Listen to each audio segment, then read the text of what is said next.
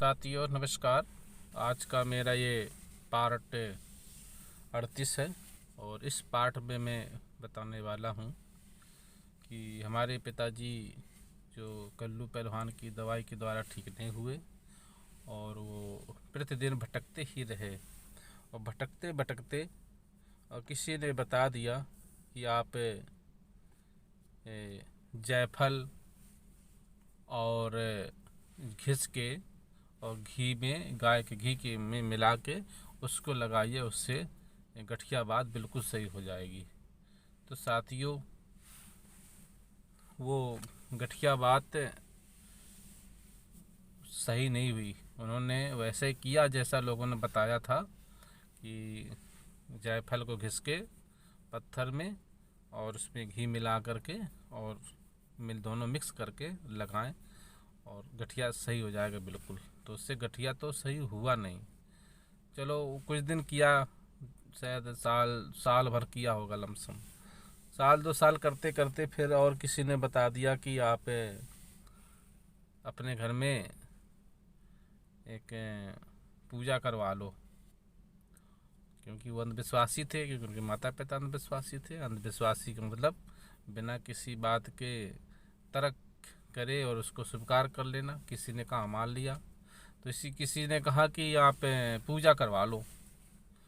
और उस पूजा में एक भगत जी को बुलाया गया, हमें याद है, अच्छी तरह से। तो उस भगत जी ने शायद उस समय 5,000 का खर्चा करवाया था। और उस पूजा में क्या किया उसने, जैसे रात के वो बैठा अगरबत्ती लगा करके और सब सामान वामान रख करके साथियों, तो वो व्यक्ति जो भगत जी था वो 2 डिब्बी ले आया, इतनी बड़ी बड़ी 2 डिब्बी ले आया और अगरबत्ती लगाई काफ़ी देर तक कि हाँ तुम्हारे घर में जाने कौन सी चुड़ैल है जो आग लगा देती है और सब सत्यानाश कर रही है, वो आपको परेशान कर रही है और वो आपके घर के अंदर है, इसलिए उसको बाहर निकालना पड़ेगा। तो चलो भाई निकालो। तो कहा भगत जी बोला मैं निकालूं। सबने बोला निकाल दो महाराज, ऐसे कांटे को जो हमारे सब बर्बाद कर रहा है घर हमारा, दुख बीमारी। भगत ने बताया कि वो जो दुख बीमारी चल रही है वो उसी जो चुड़ैल घुसी आपके घर में, उसी के द्वारा ही तुम्हारे घर में दुख बीमारियां हैं। सबने कहा बड़ी अच्छी बात है, अगर वो चुड़ैल निकल जाएगी तो हम लोग बढ़िया सुख शांति से हो जाएंगे सब। और इसी तरह उससे भगत जी ने अपना सब ताम झाम फैला करके और वो थैले से उसने 2 डिब्बी निकाली इतनी बड़ी और दोनों ऐसे रख दिया अपने आगे जहाँ बैठा था। और बोला उसने कि देख मैं इस चुड़ैल को घर से निकाल रहा हूँ और सब लोग सावधान रहना बिल्कुल और घबराना नहीं। और ये आखिरी वक्त है, आज से आपके बहुत अच्छे दिन आ जाएंगे। और साथियों उसने 2 डिब्बी जो थैले से निकाल के रखी थी उसका ढक्कन खोल दिया और उस ढक्कन में, उसी ढक्कन खोल करके उस डिब्बियों में उसने पानी लिया एक थोड़ा सा ऐसे एक चुल्लू, और उससे पानी को उसने उस डिब्बी पे ऐसे मार दिया। जब ऐसे मारा साथियों तो उस डिब्बी में आग लग गई, मतलब जैसे आग जलती है ऐसे डिब्बी जलने लगी। तो उसने फट से ऐसे हाथ दबा लिया। बोला बोला ये चुड़ैल चुड़ैल बंद हो गई देखो कैसे आग लग गई। और उसने ऐसे ढक्कन ऐसे ऐसे दबा लिया कर रहे, कहा भैया चुड़ैल मेरा हाथ खा रही है।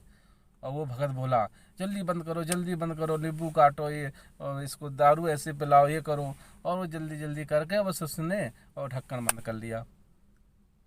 और उसने अपने पैसे कमाए 5-7 हज़ार रुपये और दक्षिणा भी ली और खूब खाया दबा के।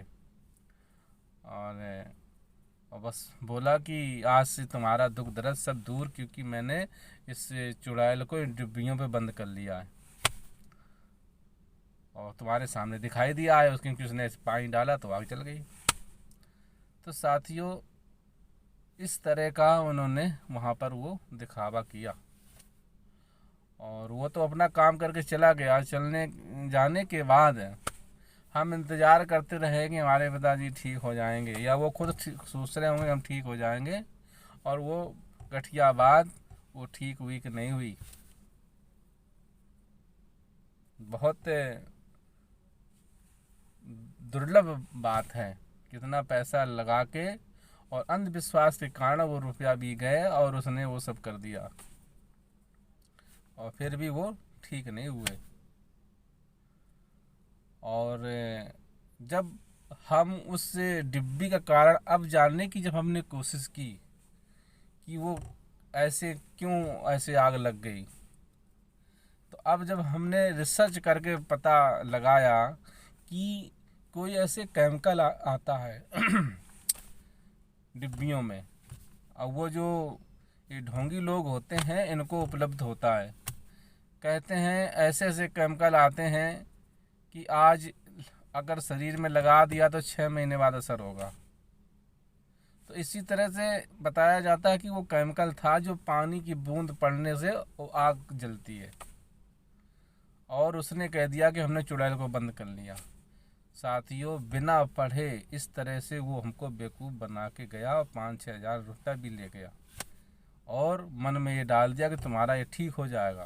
और मन में ये भी डाला था उसी ने कि तुम्हारे घर में वो चुड़ैल है, भूत है जो सबको खाए जा रहा है, वो आग लगाने वाला है, शैतान है। इस तरह के सबके मन में डर भी भर दिया उसने, और पैसा ऐंठने के लिए वो जो डिब्बी थी, डिब्बी में से पानी की छींटा मार के और आग दिखा के वो हमको बेवकूफ़ बना के चला गया। और उसके बाद आराम तो मिला नहीं कुछ पिताजी को।